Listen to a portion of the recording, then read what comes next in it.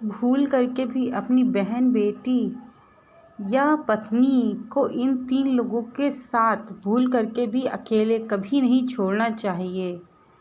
इन 3 व्यक्तियों के मन में कभी भी कुछ भी चल सकता है, तो भूल करके भी आप अपनी बहन बेटियों को इन 3 लोगों के सामने कभी ना छोड़ें। मित्रों, सनातन धर्मा डायरीज़ में आपका स्वागत है। आज मैं आपको भगवान शिव द्वारा सुनाई गई एक कहानी सुनाने जा रही हूँ, जो अपने आप में बहुत महत्वपूर्ण है। एक समय की बात है कि एक नगर में भगवान शिव का बहुत बड़ा भक्त रहा करता था और वो भगवान शिव की बहुत रोज़ पूजा आराधना करता था। उसकी एक सुंदर पत्नी थी और वह भी उसके साथ पूजा पाठ में मन लगाया करती थी और अपनी पत्नी धर्म का पालन किया करती थी। वो रोज़ प्रतिदिन भगवान शिव की पूजा आराधना करता था। एक दिन वह व्यक्ति पूजा आराधना कर रहा था और उससे प्रसन्न होकर भगवान शिव प्रकट हुए और उससे कहने लगे कि कहो बालक, क्या तुम मांगना चाहते हो? तो वो कहता है कि हे प्रभु, मुझे आपकी दया से आपने मुझे सब कुछ दे रखा है। मेरे पास किसी चीज़ की कोई भी कमी नहीं है, परंतु मैं आपसे केवल और केवल एक प्रश्न करना चाहता हूँ। तो महादेव कहते हैं, हाँ बोलो बेटा, कौन सा प्रश्न है? तब तो वह व्यक्ति कहता है कि जो हमारे पास सबसे कीमती चीज़ होती है वह क्या होती है? तो महादेव कहते हैं, मैं तुमको यह एक कहानी के माध्यम से सुनाऊंगा जो अपने आप में बहुत महत्वपूर्ण है। एक राज्य में बलबीर नाम का एक राजा रहा करता था। वह राजा बहुत क्रूर स्वभाव का हुआ करता था। उसकी पत्नी बहुत शीतलता और बहुत सुंदर और बहुत सुशील थी। राजा अपनी प्रजा की देख रेख किया करता था। उसके मंत्रीगण भी उसका साथ दिया करते थे। तो ऐसे ही कुछ समय बीत जाता है। बीतने के बाद राजा जी की जो पत्नी होती है वह गर्भवती होती है। जब वह पत्नी गर्भवती होती है तो राजा और रानी दोनों ही बहुत खुश होते हैं कि हमारे घर में अब किलकारी गूंजेगी।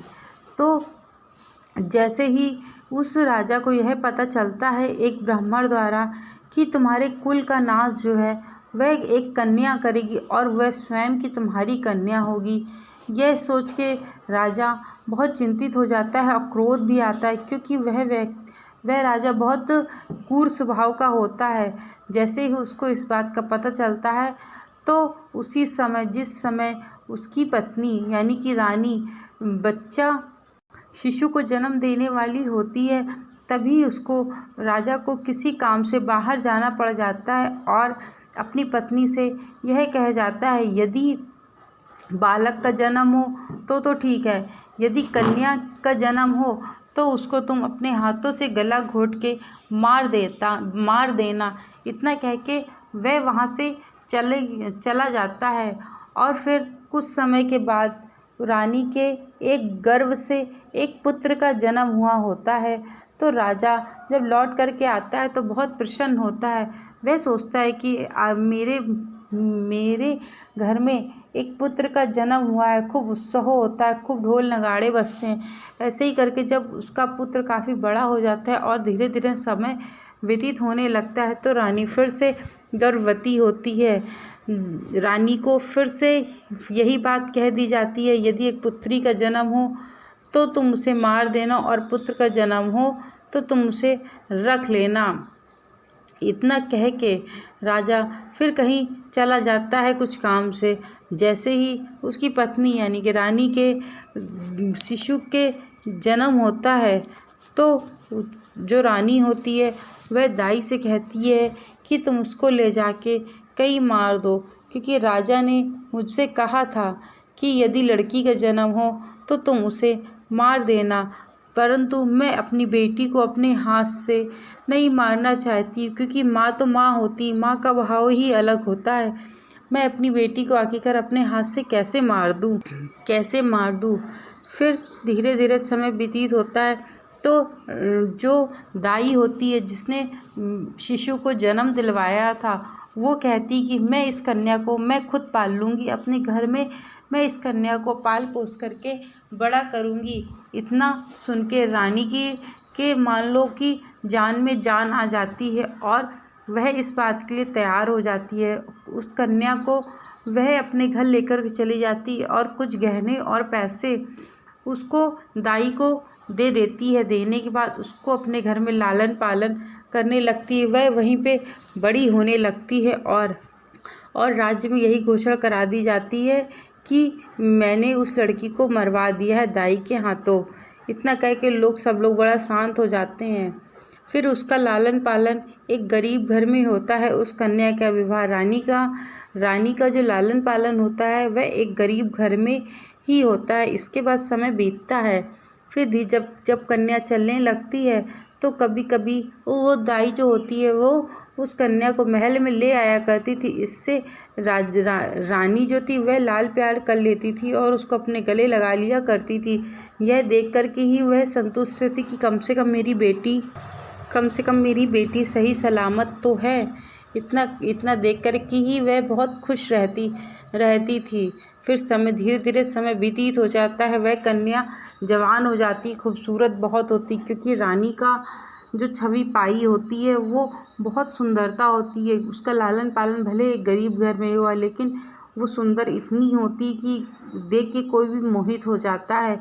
जैसे जवान होती तो उसको राजा के महल में लाना कम कर देती, नहीं लेकर के आती है। वह कन्या अपनी माँ के घर में ही रहती और वहीं अंदर काम करती थी और वहीं रहती थी। एक बार राजा वहाँ से होकर के गुजर रहा था। जब राजा वहाँ से होकर के गुजरता है तो उस लड़की को देख करके बड़ा मोहित हो जाता है, क्योंकि वाकई में वो बहुत सुंदर थी। उसको देख करके जैसे ही राजा अपने महल में वापस आता है उसको नींद, भूख, प्यास सब छूट जाती है।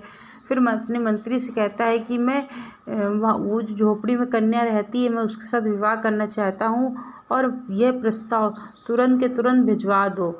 जैसे ही उस कन्या के घर में उस राजा का प्रस्ताव जाता है तो वो जो बूढ़ी माँ होती है, जो दाई होती है, वह यह सुन के बड़ा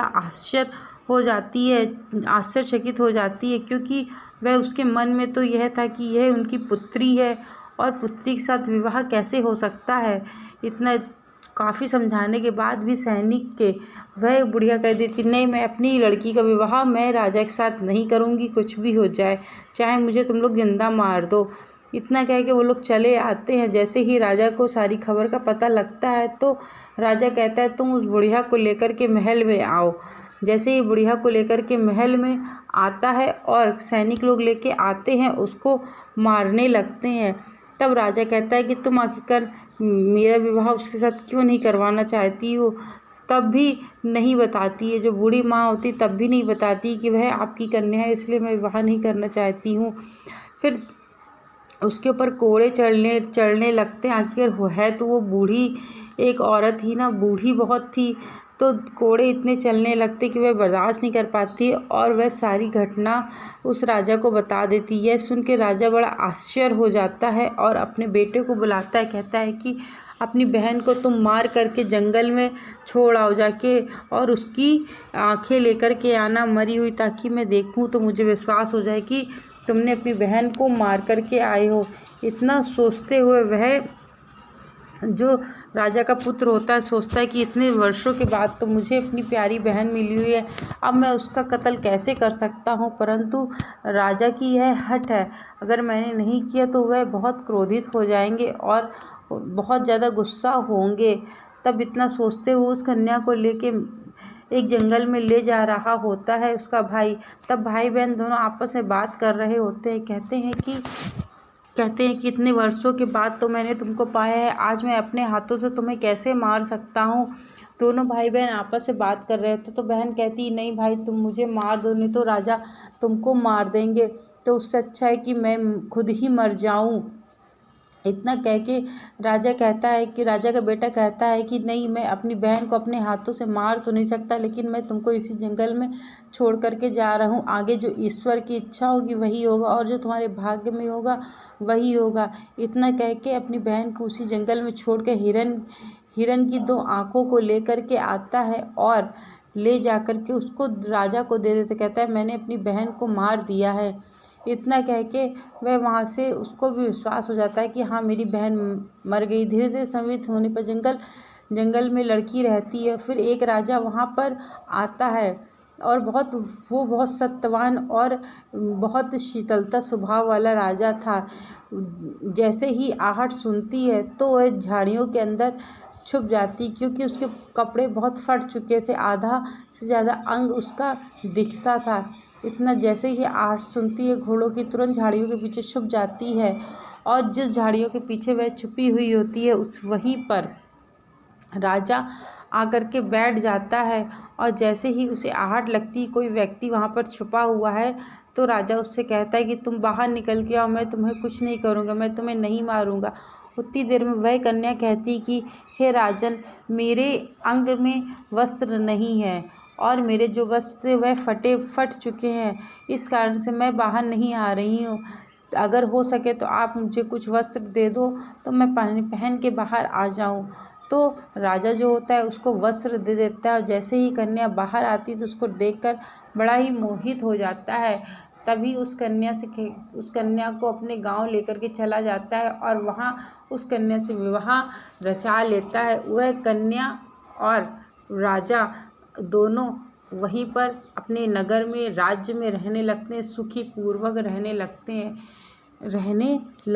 और ऐसे धीरे धीरे समय व्यतीत होता है तो कन्या गर्भवती हो जाती। गर्भवती होने के बाद एक सुंदर पुत्र को पैदा करती है। फिर ऐसे ही कुछ समय बीतता है तो वह कन्या दोबारा गर्भवती हो जाती है और सुंदर सी एक कन्या को जन्म देती है।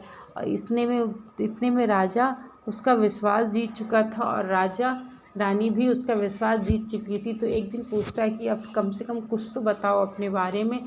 जब 2 से 3 साल बीत जाते हैं तब रानी, जो कन्या होती है, अपने पति को संपूर्ण जानकारी देती कि ऐसी सी बात थी और मैं फला राजा की पुत्री अपने पिता के बारे में संपूर्ण जानकारी कह देती है। इसके बाद जैसे ही उसको यह पता चलता है कि ये वहाँ के राजा की बेटी है, तो उसको मिलवाने के लिए अपने पिता से कहता है, परंतु वह मना कर देती है। इसके बावजूद भी बहुत आग्रह करने पर वह मान जाती है। फिर उस कन्या को मंत्रियों के साथ भेज देता है। अपनी पत्नी के आग्रह करने पर राजा अपनी पत्नी को उसके पिता से मिलाने के लिए सोचता है और अपने पति की आग्रह करने पर जो रानी होती वह मान जाती है अपने पिता से भेंट करने के लिए। तब वह जो रानी होती है वह अपने पिता से मिलने के लिए जाने के लिए तैयार हो जाती है। उसी समय राजा को एक काम आ जाता है और वह नगर में कुछ काम के लिए चला जाता है और अपनी पत्नी से कहता है, तुम मंत्रियों के साथ पहुँचो, मैं वहीं पर तुम्हारा इंतज़ार करूँगा, मैं वहाँ पहुँच जाऊँगा तुमसे पहले। इतना सुनते ही वह रानी तैयार हो जाती है और अपने नगर में चलने के लिए, अपने पिता से भेंट करने के लिए निकल पड़ती है। धीरे धीरे चलते चलते काफ़ी दूर होता है, चलते चलते रात हो जाती है। जब रात हो जाती है तो एक जगह तंबू लगा के रुकने के लिए कहती, अपने दोनों बेटों के साथ जब वह पहुंच जाती है तो वह रुकने के लिए एक जगह पे कहती है सैनिकों से। तो वहाँ तंबू गाड़ दिया जाता है। एक जो सैनिक होता है वो पहले से ही रानी पर बुरी नज़र रखे हुए होता है और उसको रात्रि में जैसे ही रानी अपने तंबू में सो जाती है तो वह सैनिक जाता है और रानी के माथे पे हाथ फेर रहा होता है।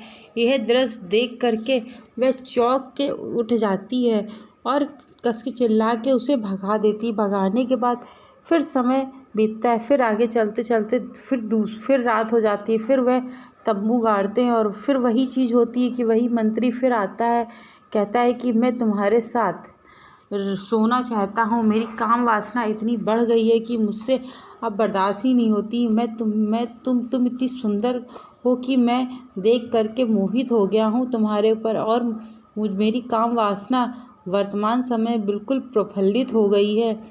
तब वह रानी कहती है कि तुम यहाँ से चले जाओ। अपने दोनों बालकों को जगा देती। जैसे ही बालक जगते हैं तो बालक छोटे होते हैं लेकिन फिर भी थोड़ा सा भय हो जाता है, तो मंत्री वहाँ से चला जाता है और जैसे ही जो उसका पति होता है वह वहाँ मिलता है और अपनी रानी से कहता है कि तुम कुशलतापूर्वक आ गई। तब रानी ने संपूर्ण घटना अपने पति को सुनाई।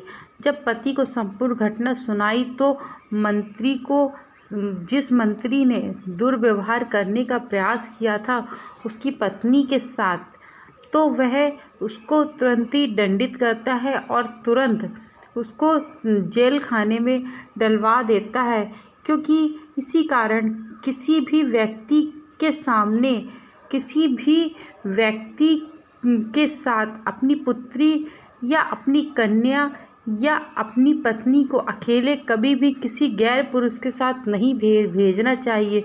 क्योंकि काम वासना का कोई समय नहीं होता है, कभी भी व्यक्ति की काम वासना जागृत हो सकती है। इस कारण से सगे कोई व्यक्ति हो तब भी नहीं भेजना चाहिए। फिर रानी जैसे ही अपने पिता के घर में पहुंचती है और अपने पिता से भेंट करती है तो राजा अपनी पुत्री को गले लगा लेता है और अपने पापों के लिए क्षमा मांगता है। क्षमा मांगते ही उसकी माँ भी आ जाती, भाई भी आ जाता है। फिर पूरा परिवार बहुत धूमधाम से अपनी बेटी को विदा करता है। और इस कहानी से यही सीख मिलती है कि कभी भी किसी को भी गैर पुरुष के साथ अपनी पत्नी को या बेटी को या अपनी बहन को कभी भी किसी के साथ नहीं भेजना चाहिए, चाहे जितना वो विश्वास से विश्वास पात्र वाला व्यक्ति हो। क्योंकि गैर पुरुष का कोई भरोसा नहीं, कब उसकी वासना जागृत हो जाए। इसी कारण से अपनी पत्नी को कभी किसी के सामने नहीं भेजना चाहिए। और 3 चीज़ें ऐसी हैं जो कभी किसी से कोई नहीं छीन सकता। एक तो वासना है, दूसरी विद्या है, तीसरी उसके जो गुण होते हैं वो कोई नहीं छीन सकता है। इस कारण से कभी भी किसी को भी अपनी इन घर की लक्ष्मियों को गैर पुरुषों के साथ नहीं भेजना चाहिए। यदि मेरे द्वारा सुनाई गई यह छोटी सी कहानी आप लोगों को अच्छी लगी हो तो चैनल को लाइक शेयर सब्सक्राइब करना मत भूलिएगा। Thank you so much video को वॉच करने के लिए।